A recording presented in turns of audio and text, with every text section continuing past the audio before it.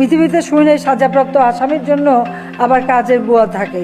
ক্ষমতার মসনদ থেকে সেদিন বিদ্রুপের সুরে শেখ হাসিনা বলেছিলেন, কারাগারেও ওনার ফাতেমাকে লাগবে। ভাগ্যের কি নির্মম পরিহাস! সেই বিদ্রুপই আজ ইতিহাসের পাতায় এক শাশ্বত সত্য হয়ে জ্বলজ্বল করছে। হ্যাঁ, শেষ নিঃশ্বাস পর্যন্ত ফাতেমা ছিলেন কারাগারের অন্ধু কুঠুরি থেকে এভারকেয়ারের নিস্তব্ধ কেবিন। জীবনের শেষ দিনটি পর্যন্ত খালেদা জিয়ার সিথানের পাশে সেই ফাতেমাই ছিলেন। রাজনীতির ইতিহাসে আমরা কেবল নেতাদের নাম পড়ি, কিন্তু ইতিহাসের পাদপ্রদীপের তীব্র আলোর নিচে যে গাঢ় ছায়া থাকে, সেখানেই বাস করেন ফাতেমারা। কোনো পদবি নেই, কোনো স্লোগান নেই, তবুও বেগম খালেদা জিয়ার গত ১.৫ দশকের জীবনে তিনি ছিলেন এক অবিচ্ছেদ্য অস্তিত্ব। তিনি কেবল গৃহকর্মী ছিলেন না, ছিলেন এক বিশ্বস্ত ছায়াসঙ্গী।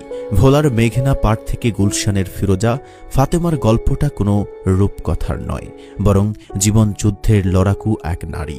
ভোলার মেঘনা পাড়ের এক সাধারণ বধূ, স্বামী হারিয়ে অভাবের তাড়নায় ২ অবুঝ সন্তানকে বুকে পাথর বেঁধে রেখে এসেছিলেন ঢাকায়।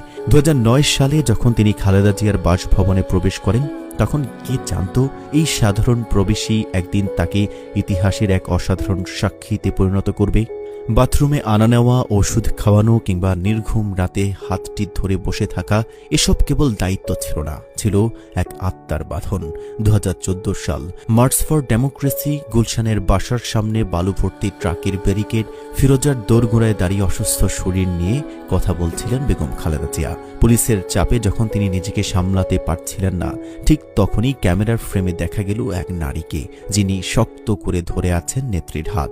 তিনি ফাতেমা।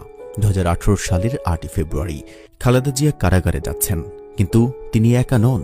আইনজীবীদের আবেদনে এবং আদালতের অনুমতিতে স্বেচ্ছায় কারাবরণ করলেন ফাতেমা। পৃথিবীর ইতিহাসে এমন নজির বিরল। শুধুমাত্র সেবার জন্য, ভালোবাসার জন্য, কোনো অপরাধ ছাড়াই জেলের অন্ধকার বেছে নিচ্ছেন। নাজিমুদ্দিন রোডের সেই নির্জন কারাগারে ফাতেমা ছিলেন খালেদা জিয়ার একমাত্র পৃথিবী।